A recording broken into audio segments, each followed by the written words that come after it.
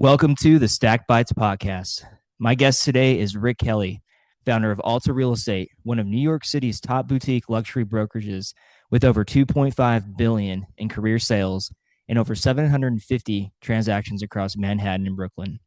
Rick just won REBNY's 2026 Residential Deal of the Year, the highest honor in New York City real estate, closing a deal that four other brokerages couldn't get done over 10 years.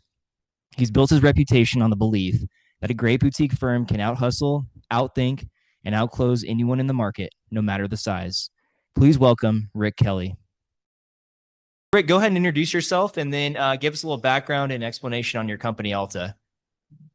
Sure. My name is Rick Kelly. I am the CEO and founder of Alta Real Estate here in New York City. We're based in Manhattan. I've been doing this for over 20 plus years. Currently, our firm is 20 agents and we sell condos, co-ops, building sales, whatever you can name, we can sell. So Perfect. Yeah, appreciate you having you on. Before we begin and everything and jump through and looking at Alta, I just want to start off from the very beginning.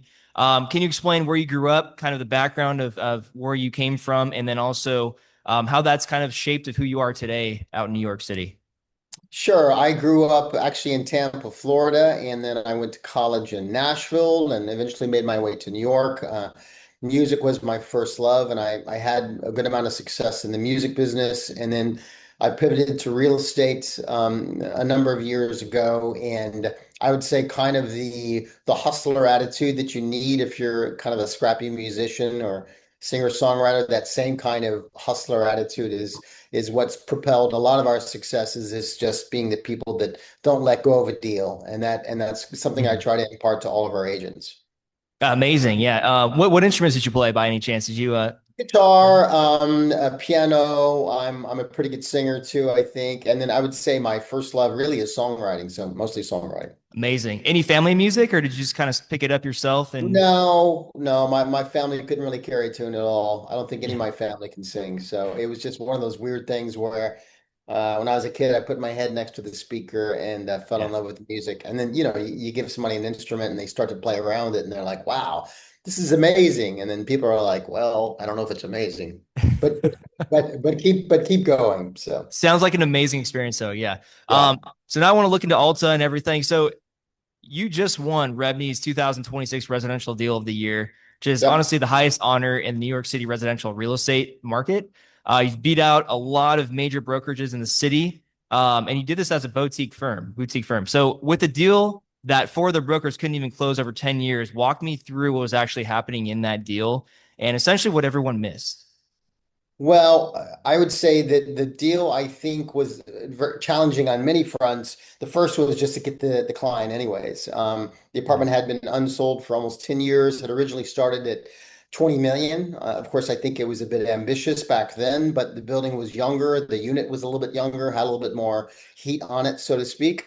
And it was also in a part of town that everybody wanted to live in, which was Midtown, which most people still consider New York City anything that's close to Central Park. So Mhm. by its definition, it was in that area and it's right in the middle of the theater district. I can't speak to the prior brokers, but for whatever reason, the market wasn't supporting their asking prices, and then the property gradually followed the market down until the time when it came available, or it showed up as expired. So when I reached out to the owner, he basically says, "Who are you? What's the name of your company?" And had explained to him, who Alta Real Estate was, and he says, "Well, I'm going to give this guy that I'm with right now another 3 months. We're going to put it back on the market, but you can reach out to me, and if it's not sold, maybe we can talk again." So I kept in touch with him periodically as he requested, and 3 months later, he said, "Send me a proposal." So I sent him a Mhm. proposal, and uh,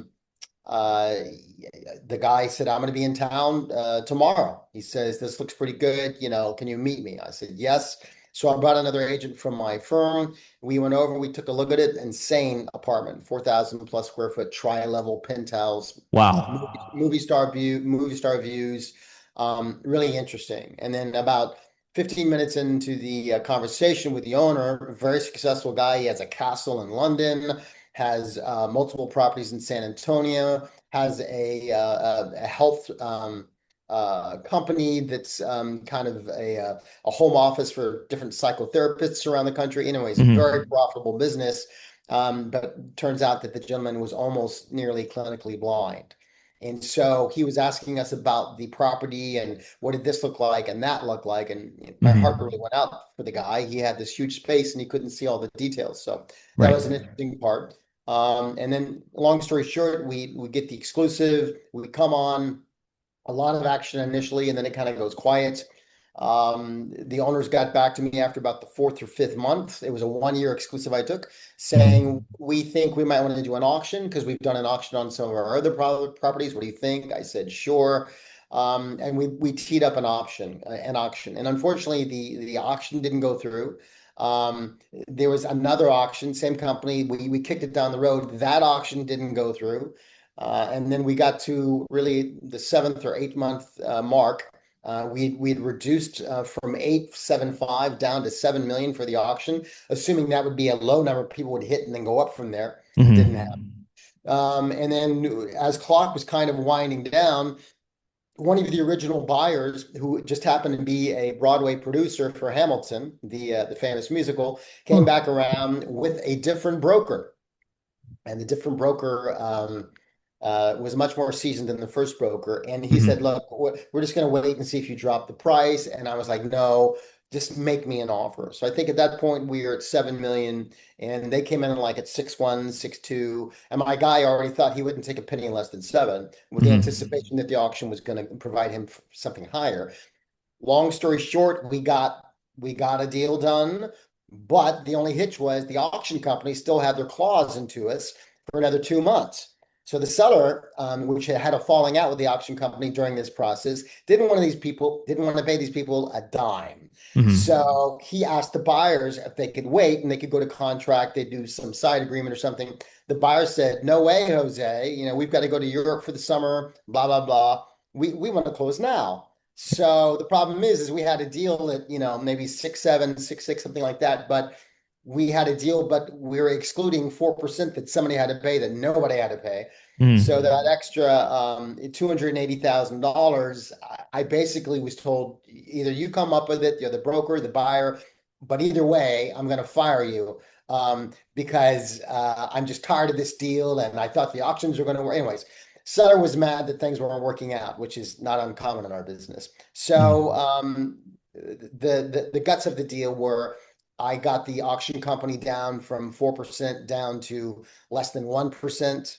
I had a variety of different conversations with them. Basically, either if you don't do this, I'm not going to be the broker on it. I'm going to get fired. Who knows? Maybe the broker will raise the price. I mean, the next broker will raise the price. We may never get a chance again at this price. So anyway, so everybody had their motivations. So I got the auction company down to a tenable number. It was around 100 grand. And then Hmm. me, the other broker, and the buyer, we ended up chipping in to get it above and beyond. So the contract price was 6.6, asking 7, not bad, but it was really higher because everybody chipped in extra money. So that was kind of that's what it looked like when it was all done.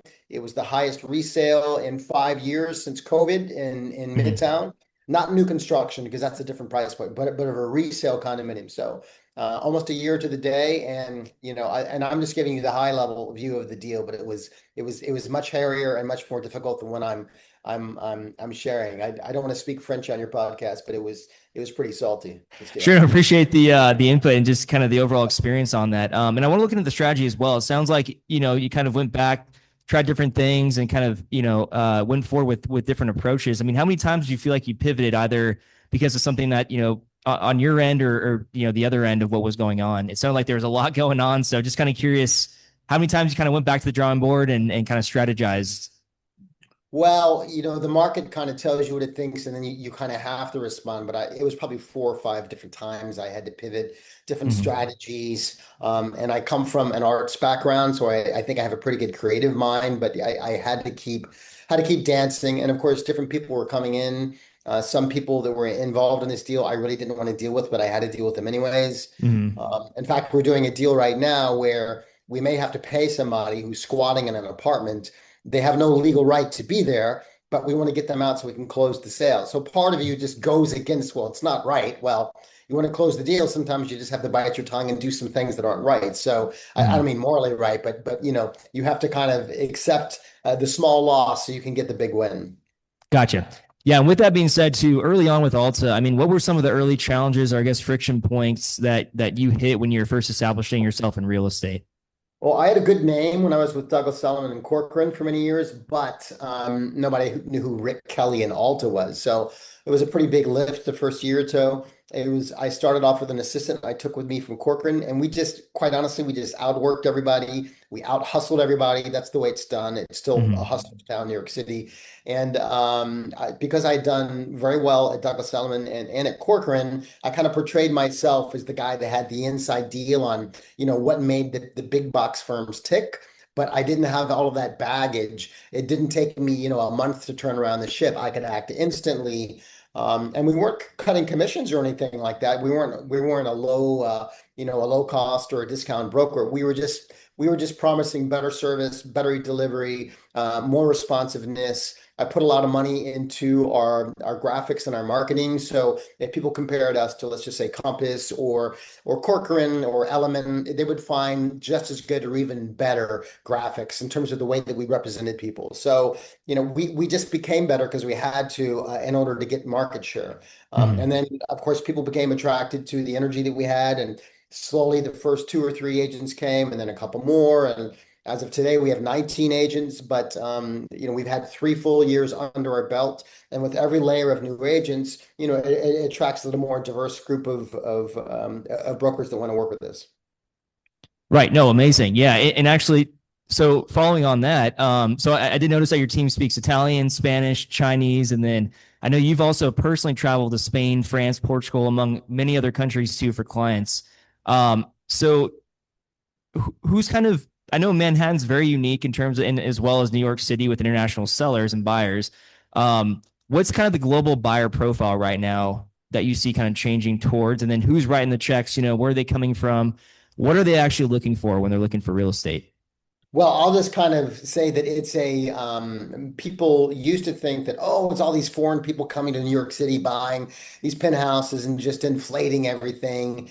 I think this past year, the numbers were something like less than 6% of all buyers were international. Okay. Mm-hmm. So it's kind of come and gone in waves over the years. For sure, before the Ukraine war, there were more Russians buying right now, but that's put a constraint on a lot of their pocketbooks. And there's been, quite honestly, a bit of an anti-Russian hostility, if not vocal, then certainly under the table. People don't like what they're doing with Europe, so they've kind of stepped back. The Chinese, I would say, also were buying up a lot of real estate a few years ago. Not as much these days. I think the Chinese government has made it more difficult to move money outside of the mainland. Mm-hmm. And of course, our current geopolitical tensions with them make it not as easy to do business, right? That we get a lot of people from Canada. Believe it or not, Mexico, Canada, North America in general, Mm-hmm. Brazil, right? South America, South Africa. So of the people that I run into that want to be here, typically they'll have a son or a daughter at Columbia or NYU.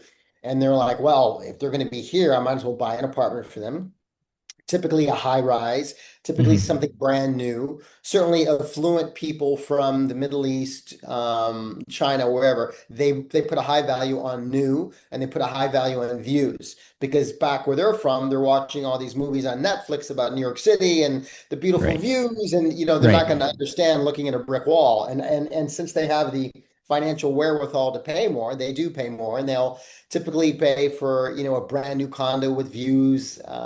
And this is typically what they want, either a view of Central Park or a view of either the East River or the Hudson River.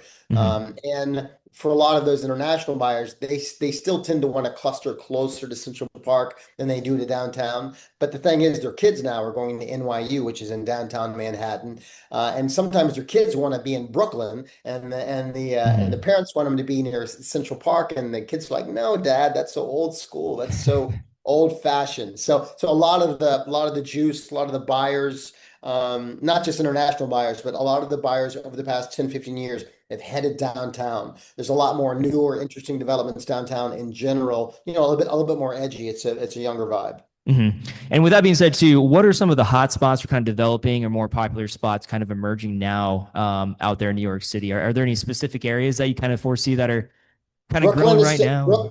Brooklyn is still hot, you know. Mm-hmm. Brooklyn in some ways is actually hotter than Manhattan. It's Manhattan at this point compared to the past 5 year averages, we're 7-10% below normal supply.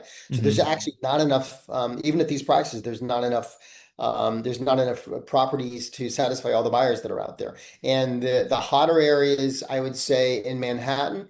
There's a very famous Flatiron building, you know, the thing that's kind of shaped like a flat iron, it's like a Right. triangle, Mm-hmm. right? They converted the top floors to that to residential condominiums. Really? Okay. And that area there is called Madison Square Park, not Madison Square Garden, but Madison Square Park. There's a Mm-hmm. nice park there. That whole area, which is called the Flatiron area, all the way up to Grand Central, between that and Grand Central has all been redeveloped. Used to be all old school garment and factory warehouses. That's all being turned or has been turned to new development conversion, or they knock down these buildings and they buy something new. So I would say, you know, Flatiron, Nomad. Nomad stands for North Madison. That whole area is red hot. Chelsea continues to be hot. I Mm-hmm. think it's 20 years now or something like that. The High Line was erected. For those of Wow. you people that don't know, the High Line is basically an elevated railroad line that they were going to decommission and knock down. But Edward Norton, who's he's a pretty famous actor, he and a bunch of Mm-hmm. other artistic people that were living over there said, no, no, let's not knock it down. Let's make it into a park. They did some fundraising. They turned it into a park. And ever since then, it's been nothing but money over there. It's called Starkitects or Starkitects Row. All of these architects that are well named architects Mm-hmm. and do a lot of boutique stuff around the world. They've created these very interesting buildings along the High Line. So West Chelsea continues to be hot. It pulls a mixture of international people, affluent financial people, because a lot of Wall Street is not that far from Chelsea. It's just you go downtown a little bit. So West Chelsea, Nomad, Flatiron, Brooklyn, closer to the city like Williamsburg. But then after Williamsburg was done, there was another a neighborhood called Bushwick, and now Bushwick is Mm-hmm. almost done. So it all kind of starts with the subway line, and then it goes out. And then the only other thing I would say is that in Queens, the first neighborhood is called Long Island City. Long Island City is very hot as well. In fact, Long Island City price per square foot for new construction is equal or in some cases even higher than Manhattan.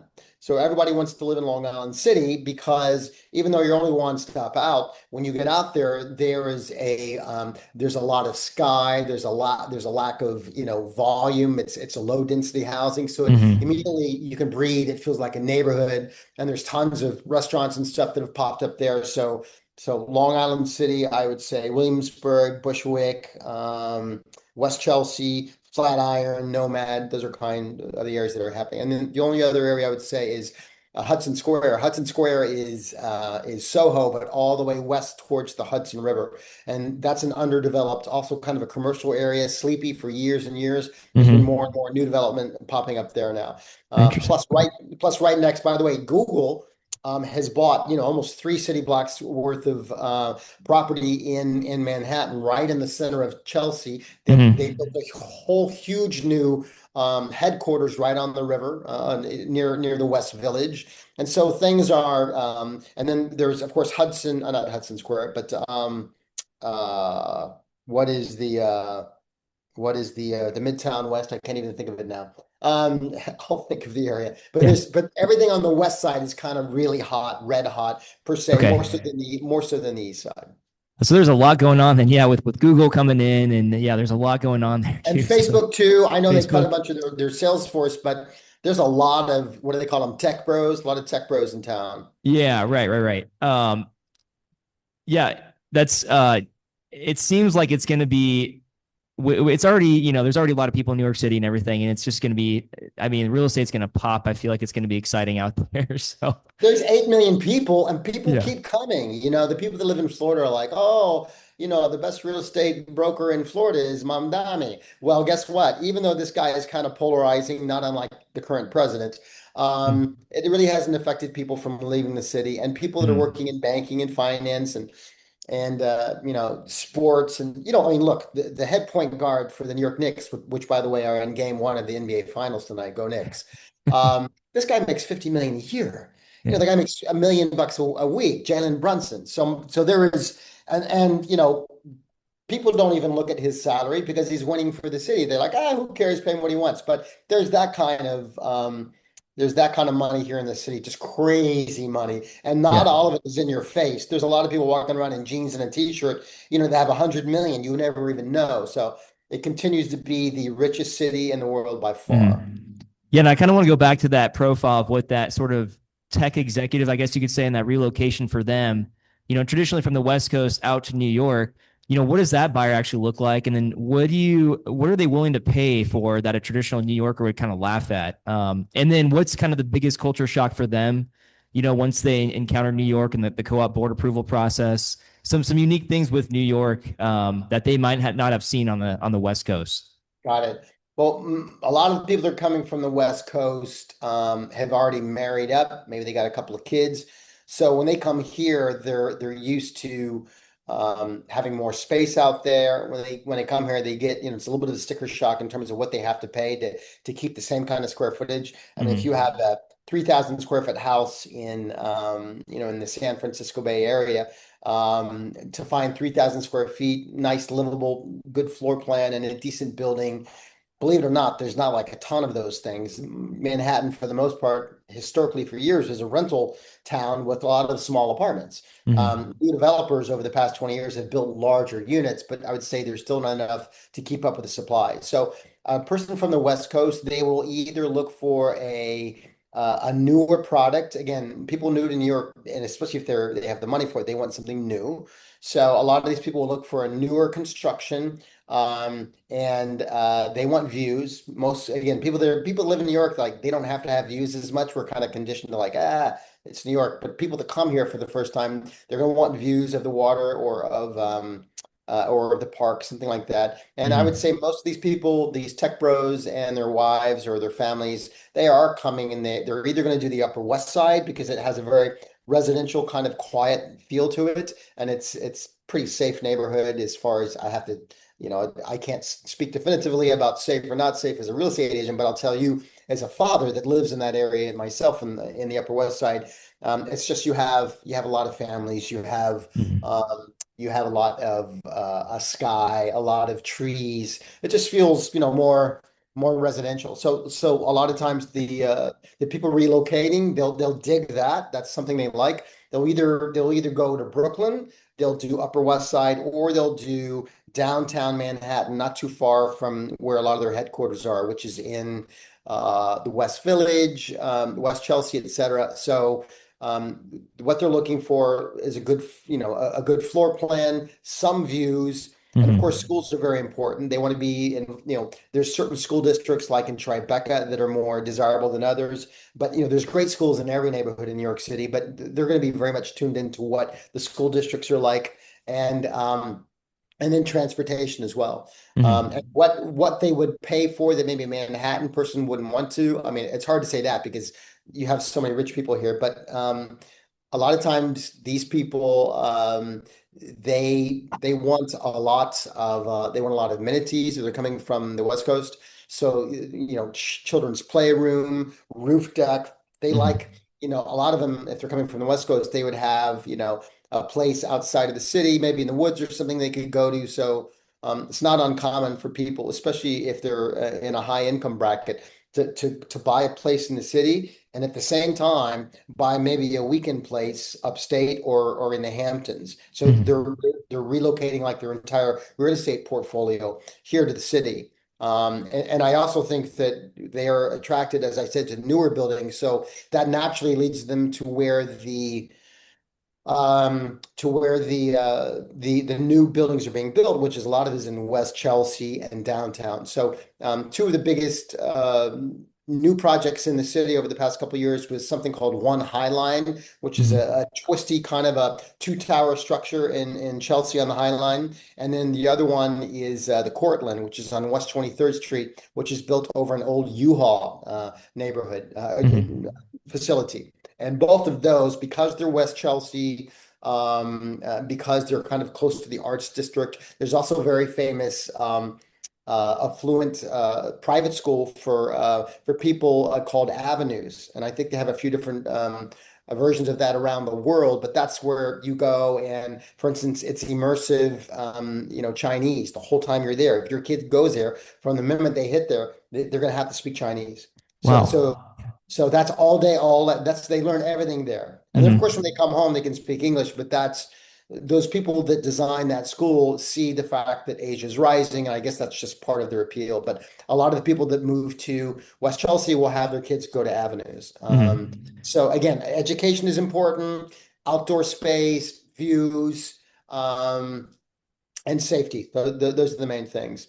And Okay. then, and as it relates to the end of your question, co-ops, you don't have a lot of people coming from out of town that are going to be buying co-ops. Co-ops are a form of shared ownership where you don't actually own the apartment, you own shares in a corporation, and the Mhm. corporation has the right to approve you or not approve you. So even if you've got, crazy money and you fill out and you sign a contract and you fill out the application, the board still has a right to look not just at your finances, but to look at your social interactions, to look at what charities you're involved. It's very personal and a little bit more in depth than a lot of people are comfortable with. But the good news is they can be 15, 20, 25% cheaper than condos. Mhm. And for people that still, view big bad cities as having crime issues, which is not really true, actually. Per capita, New York City, I think, is even lower crime than Nashville. But for those people that still are concerned about safety, the co-op board gives you extra knowledge as to who your neighbor is. And for those kind of people, they're going to be here 4, 5, 6 years. They like having that comfort. It's a lower sales price. A lot of these are pre-war buildings, so you have bigger room sizes also than newer Mhm. construction. So there's a lot of pluses for co-ops, but I would say the majority of people coming, especially if they have ample resources, they'd rather pay up a little bit more and have more privacy. Right, right. And I didn't realize co-ops were that in depth and personal like you'd mentioned. That's new to me. So, yeah, very interesting. So going back to also, operations and scaling Alta. So, recognize that every business hits walls, deals fall apart, markets may shift, things don't always go as planned. Can you walk us through a specific moment where things got really hard and kind of what your process was for finding a way through it? I would say in the beginning of my career, I was probably more inclined to freak out and think everything that everybody said was the final in say, but of course that's not the case. Some people say stuff just to scare the other side to try to get to a better negotiation standpoint. Um, I I would say, like for instance, on this deal of the year, there was just so many different things I had to go through. I had to be, although people, I don't watch many of these TV shows, but a lot of these guys that are on the TV show, which, they're acting like it's an easy job, or that they just pull up in a limo in a suit and they collect a check. It's not really Mhm. the reality of the brokerage business, but uh, a lot of it is, as much as you do have to have, I think for a lot of us, we have type A personalities. We're like, very driven. Mhm. In some cases, you have to be empathetic and open. I remember in this penthouse, the deal of the year for New York City, I had to go to this auction company that technically was the barrier to this deal getting done. It was almost a $300,000 difference, and I had to actually ask, I had to lay my cards on the table and say, look, you can completely screw this deal if you want to. But everybody's worked really hard in it. And I kind of opened myself up and made myself vulnerable to him. And Mhm. I kind of appealed to his better conscience. And at the end of the day, the auctioneer actually did cut his commission three-quarters of the way. And that was just because, he believed me. But Mhm. I'll put an asterisk on that. I told him that the owner was not going to pay him a dime. So the only chance he had of closing this deal is if he could get a little bit more money from me, the other broker, and the buyer. Mhm. And and he said yes, but then he said,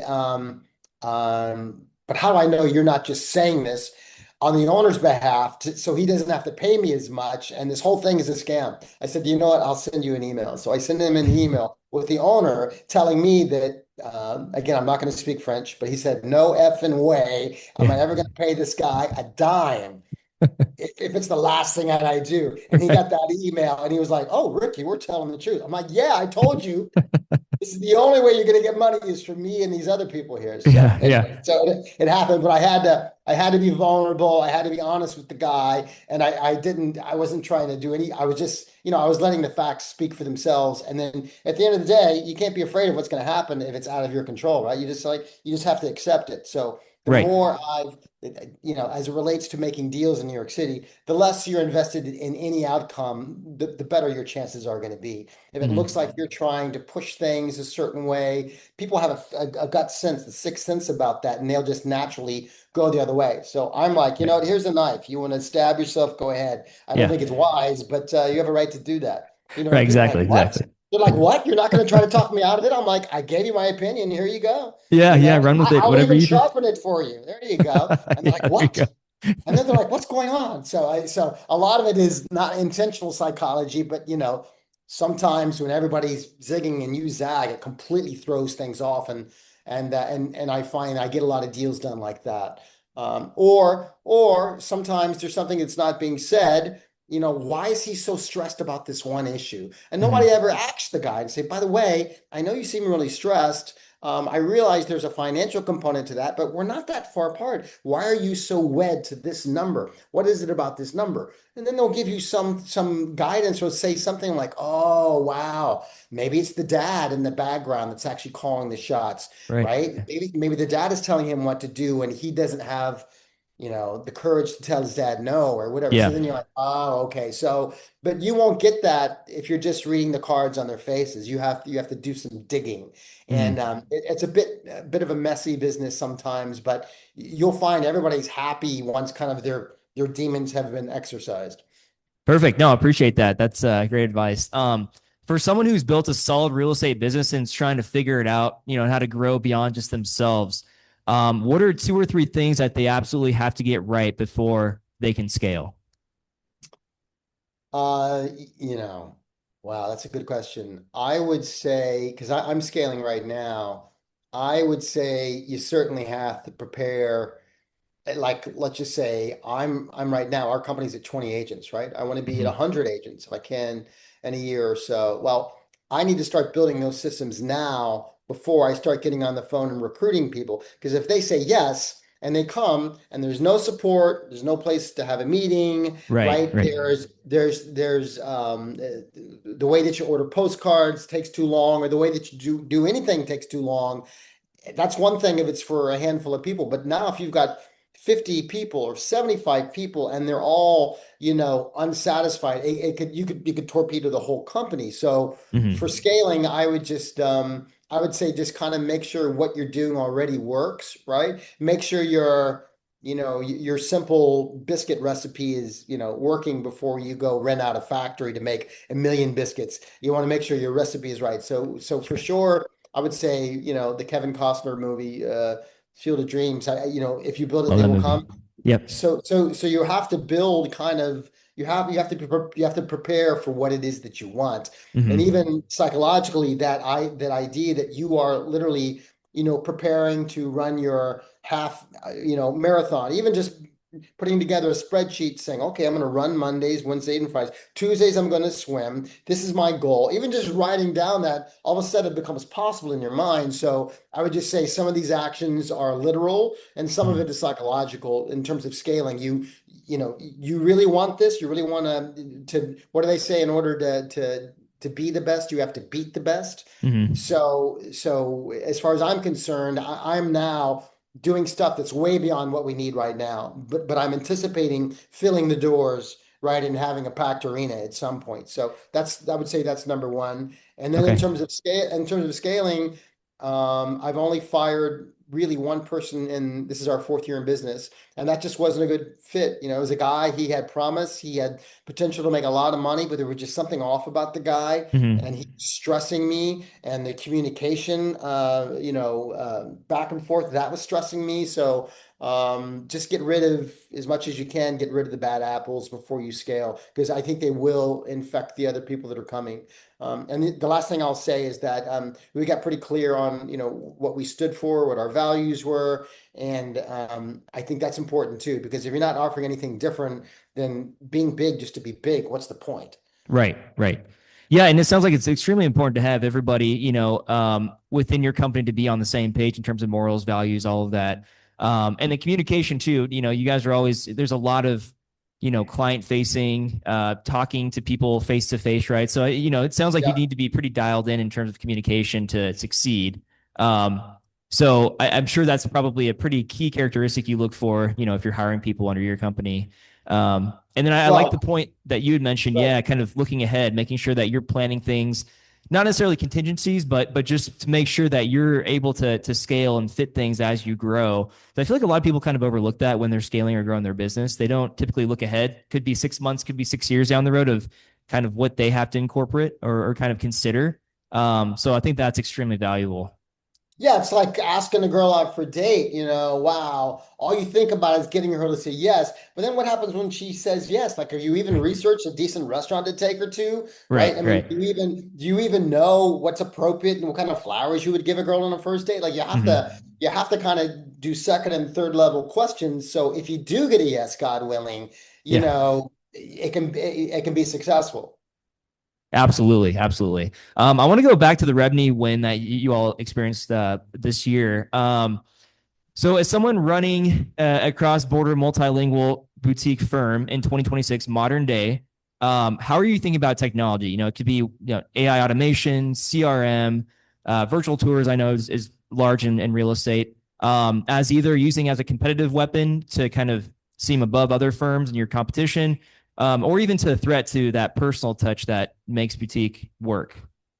Well, I would say the first 3 years, I tried everything, all kinds of, I blew a lot of money on systems that were designed to take the work out of real estate or to Right. take the work out of client contacts. Mm-hmm. And, a lot of it, I think, was just BS. It was, first of all, a couple of years ago, AI wasn't what it is today. It was still, the way it interacted with people was pretty clunky, and you could definitely tell it was not a real human being. I think it's much better these days. But you know, I kind of pivoted way hard trying to automate everything, and then I've done everything personally and more hands-on approach. And I do think there's a balance. We are using AI for the things um, that we need to scale, such as our ability to touch more people at one time, whether Mm-hmm. it's social media, whether it's action campaigns within our CRM, whether it's getting names of people to call to maybe see if they want to sell. So we use a variety of different technologies to do all that stuff. But what we don't do is, and what I have not done is like, and I get these calls every day saying that there's an AI, phone guy that can call and set up appointments for me. I know for me, if I had a $1 million apartment or a couple $1 million house, and I got some calls saying, "Hi, do you want to meet with Bob Smith on Thursday?" I'm like, this guy doesn't even have Yeah. the guts to call me. I'd hang, and so for me, and I don't want that to be representative of our company. We're a luxury brand, and it's a little bit more higher touch than that. Mm-hmm. But for instance, just as a practical thing, I use Claude. I set up a what do they call it? A skill. Oh So yeah. Yep. skill. So every day Claude goes into our MLS system, which is called RLS New York City, and it searches for people that did certain kind of deals, depending on what I'm looking for in agents. And Mm-hmm. depending on what kind of deals they did, it'll draft an email in my own voice and it'll put it in my draft. So when I wake up every day, there'll be maybe 10 different drafts of different agents who did different kind of deals. And it'll say in my own voice, hey buddy, nothing like a Monday knocking out a $10 million, apartment in 10 days, or whatever it is, or something. It'll use my sense of humor, but it'll also Mm-hmm. kind of in my voice. And then all I have to do is just look at it and go, yeah, it's me. Boom. send. The Yeah. time it would take me to do that every day would be worthwhile, but there's no need to do that when the technology can do all that for me. So that's like one idea of how I use it as part of our recruiting. But our CRM is vital. Our CRM records, conversations, texts, all that kind of stuff. And of Hmm. course, it's now offering more suggestions. Right. Um, Right. Based on AI. but Yeah. Yeah. Yeah. but the world is changing quickly. You either have to find a way to use AI to help you get faster, better, whatever, or you are going to be Hmm. left behind because there's going to be people, either you do it yourself or somebody's going to come and bundle it up and try to sell it to you, right, at a Right. much higher price, and you're going to pay a convenience fee. Hmm. And by that time, all of your competition is probably already using it as well. The cool thing Right. about now is every none of us in this space, whether you're selling AI or whether you're using AI, none of us is an expert yet because the dang thing is like 2 years old. So It. like nobody's a real expert yet. Nobody Yeah. knows how to prompt. You even It. take these classes that tell you how to prompt, and you're halfway through the class and you're like, well, dang, I know as Yeah. much as this guy, Yeah. and I paid $150 for this class. Right, right. And it is changing so quickly. I mean, I think for just a year ago, Claude started introducing co-work and then also Claude Code, and then just kind of expanded their in terms of what they can do with capability. And it's like it's hard to Yeah. keep up. And there's just so much out there. I mean, you could just type in any word on Google and add AI at the end, and there's some tool or something that somebody's created or a company, and it's like I think part of the problem is vetting it as well. I mean, there's so many tools out there. What actually works, what doesn't, and there's a lot to navigate through the AI world, right? It's like I said, it's constantly changing, constantly improving. Some companies are kind of dropping off. Others are just, exponentially growing in terms of AI. And it's like, it's hard to keep up. It's too much sometimes. And I kind of wish they would just do away with the word AI. Right. AI has now become like electricity. Like if Yeah. every person called you and said, by the way, we use electricity, at some point you're like, oh, okay, I get it. So I kind of just wish it would go underneath. And the assumption is that everybody knows that we're using computers to the best of our capabilities in every Mm-hmm. business, but we don't have to lead with that. So I kind of think that people are getting, bored of, I mean, there's a lot of issues around AI, such as job loss and things like that and disruption, which I think needs to be addressed. But just strictly as an entrepreneur, every day I get, 10, 15 emails of people promising to do my job for me, right, through Mm-hmm. AI. And so it's not there yet. And by the time it's there, you're going to wish it wasn't there because then you're not going Yeah. to have a job.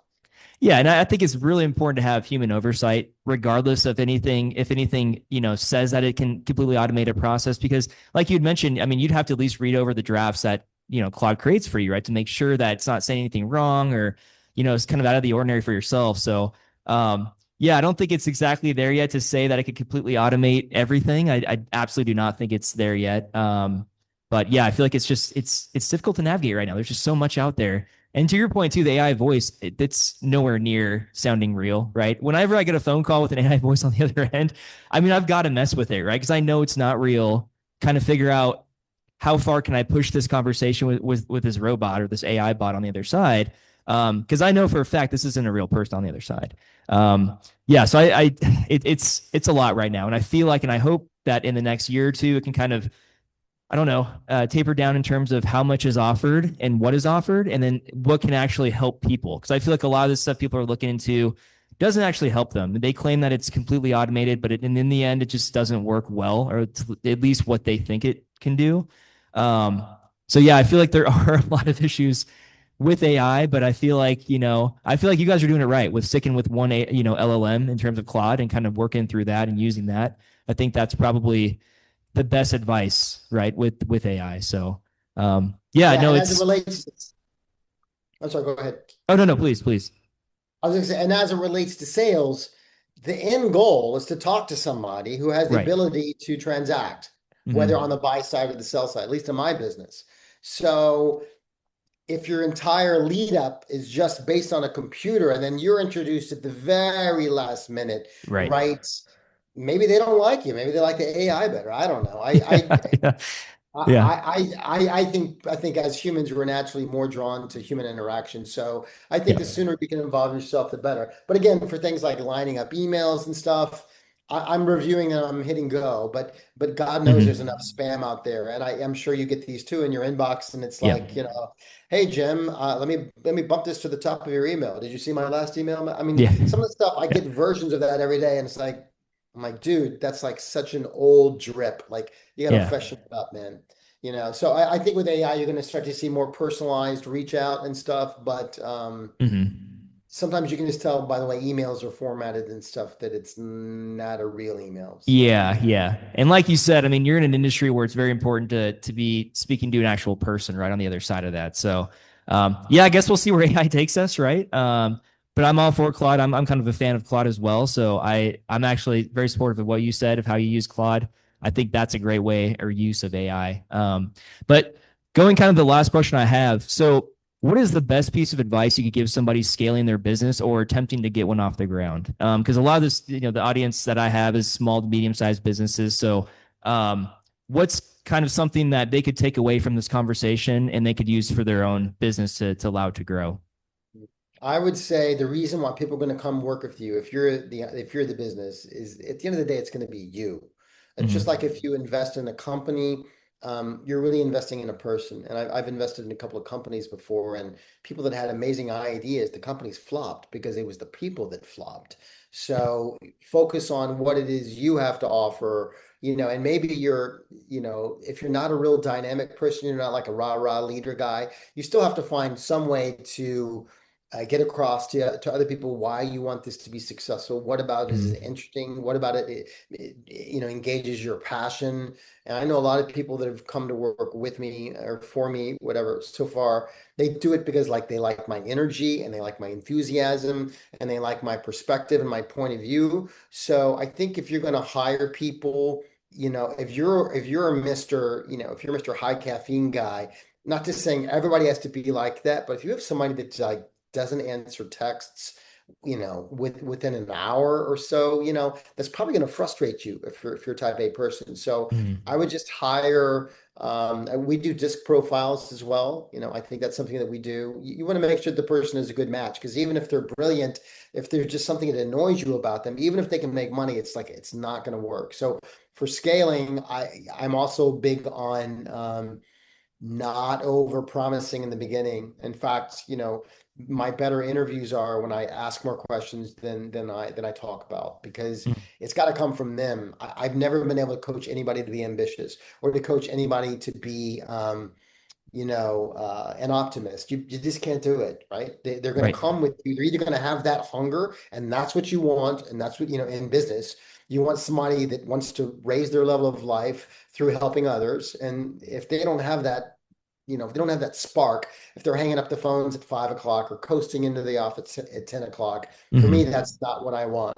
In the sales career, at least in our career, there's no base, right? There's no Yeah. there's no there's nothing to kind of pay your bills and the rest is gravy on top. And this is 100% sales commission business. So you can either rise as high as you want to, or you can go live under the bridge, but it's completely up to you. So I, Yeah. I would say for scaling, so that's kind of more of the personality thing in terms of systems, which we have a great CRM. So we have a dedicated CRM, and I'm dedicated to keeping everything in there. In our business, we switch our phone calls when we come to work here at Alta, meaning we have a work phone number. So everything that's gone on through your business, phone calls, et cetera, it's in that work phone number and allows Mm-hmm. us to track all interactions with clients and to use all the data to help us better figure out how to serve these people. So Mm-hmm.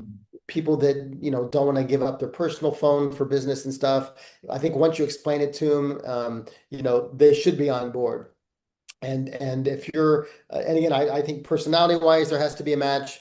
Work ethic, there has to be a match. But in terms of systems, um, you can find inexpensive labor out there, VAs out there for, 5, 6, 7, 8, 9, $10, whatever it is. Mm-hmm. I also did not, our first few years, we had a fairly inexpensive office. We have a nicer office now, but I didn't overspend in the beginning. Some of my other competitors did that had started at the same time that I did, and they went out of business where they're not doing well.